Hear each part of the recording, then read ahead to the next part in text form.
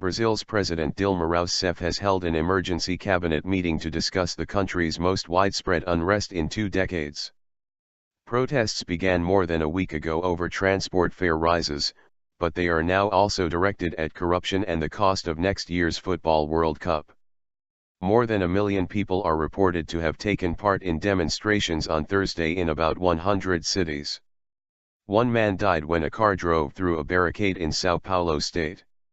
A woman died of a heart attack after collapsing during demonstrations in the northern city of Belem. Rubber bullets.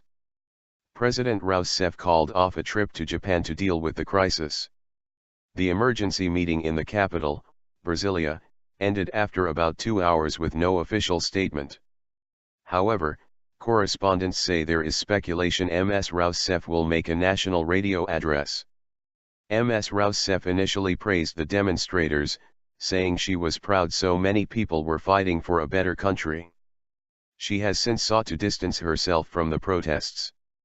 On Thursday night, protesters tried to storm the foreign ministry in Brasilia. They were driven back by police, who fired rubber bullets and tear gas.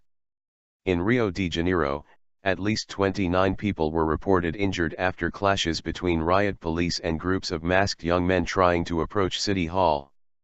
TV footage showed gangs looting shops in the city center, although many shopkeepers and banks had put up wooden hoardings to protect their premises. There were also clashes in the northeastern city of Salvador, in Porto Alegre, in the south, and in Campinas, north of Sao Paulo. The protests, originally triggered by an increase in bus fares on June 2, have since grown into a much wider movement. Protesters are angry at corruption and poor public services, as well as the huge cost of next year's Football World Cup, saying the government should also invest in education and health care. Sao Paulo, Rio, Recife and João Pessoa are among the cities to have reversed the fare increases. However, Sao Paulo Mayor Fernando Haddad warned the move was a big sacrifice, which meant investments would have to be cut. Some of the protests have targeted the Confederations Cup, the 8-team tournament which is considered a dry run for next year's World Cup.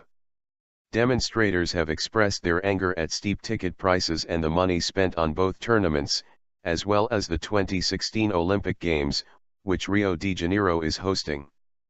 Football's world governing body, FIFA, has strongly rejected Brazilian media speculation that the Confederations Cup could be cancelled. No matches are scheduled for Friday. Play is due to resume on Saturday with Italy facing Brazil in Salvador and Japan playing Mexico in Belo Horizonte.